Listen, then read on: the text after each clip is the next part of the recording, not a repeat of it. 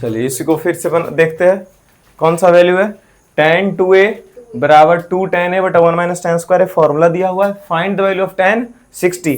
जिसका value find करना रहता है उसके बारे में हम लोग लेफ्ट साइड में सोचते हैं, तो वैल्यू किसका फाइंड करना है, tan 60। तो यहाँ लेफ्ट साइड में कौन है, tan 2a, तो tan के जगह tan है, tan, और 2a के जगह क्या यहाँ पे है 60, ऐसा समझो 2a के जगह क्या दिया हुआ है 60। तो हमारे पास a का वैल्यू, इधर देखो राइट साइड में क्या है, a है, तो a का वैल्यू निकालना पड़ेगा। तो a बराबर क्या है 60/2, a का वैल्यू कितना आ गया 30। तो यहाँ पर लिख देते हैं, यहाँ पे क्या लिखेंगे, 2a बराबर क्या ही मान लिए 60, ठीक है। तो a बराबर क्या हो जाएगा 60/2, इसलिए a इक्वल्स टू 30 डिग्री। इतना समझ में आया है, ठीक है। अब फॉर्मूला यूज करो,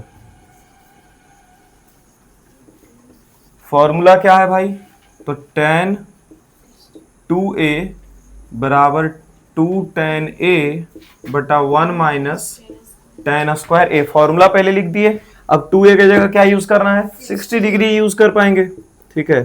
तो tan 60 डिग्री बराबर 2 इंटू tan a की जगह पे क्या यूज होगा 30 और बटा 1 माइनस tan स्क्वायर 30। क्या हुआ सानू, समझ में आ रहा है सब, कल एब्सेंट थी ना जी, तो वैल्यू याद होगा तब तो समझ में आना चाहिए, कल तो कुछ और क्वेश्चन चल रहा था। हाँ तो वही तो यहाँ पे यूज हो रहा है हर जगह पे, ठीक है। tan 60, ये नहीं कि अब tan 60 का वैल्यू हमको मालूम है सर √3 होता है, √3 मत लिख देंगे इधर, ठीक है। उसका तो वैल्यू फाइंड करना है ना इस फॉर्मूला से, तो यहीं पर तुम लिख दोगे, इधर भी सॉल्व करोगे √3, सर LHS बराबर RHS प्रूव, प्रूव यहाँ नहीं करना है, ठीक है। यहाँ पे वैल्यू फाइंड करना है, किसका वैल्यू tan 60 का, तो tan 60 LHS में लिखा जाएगा और RHS सॉल्व होते होते आंसर आएगा, ठीक है। दोनों तरफ इसको सॉल्व नहीं करना है, ठीक है। यहाँ पे क्या लिखेंगे 2 इंटू tan 30 का वैल्यू 1/√3 दिया हुआ है, लो 1/√3 लिख दिया बटा 1 माइनस tan स्क्वायर क्या लिखा हुआ है 30, तो 1 माइनस tan 30 का वैल्यू क्या है 1/√3 और स्क्वायर लगा हुआ है तो 1/√3 का स्क्वायर।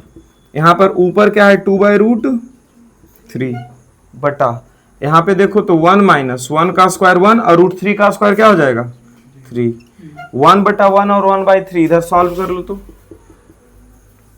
एलसीएम क्या हो गया 3, 3 एकम 3 यहाँ चला गया तो कितना आ गया 2/3। अगले स्टेप में क्या हो जाएगा 2/√3 और बटा यहाँ पर 2 सिर्फ 3, 2/3 है ना। अब इसको क्या करेंगे हम लोग 2/√3 गुना इसको रेसिप्रोकल, 2/3 का रेसिप्रोकल क्या हो जाएगा 3/2, कट गया ये, ठीक है। क्या हुआ 3/√3 है, ठीक है। तो क्या हो जाएगा इसका वैल्यू, रेशनलाइज कर देंगे तो हमको लगता है आंसर आ जाएगा, है ना।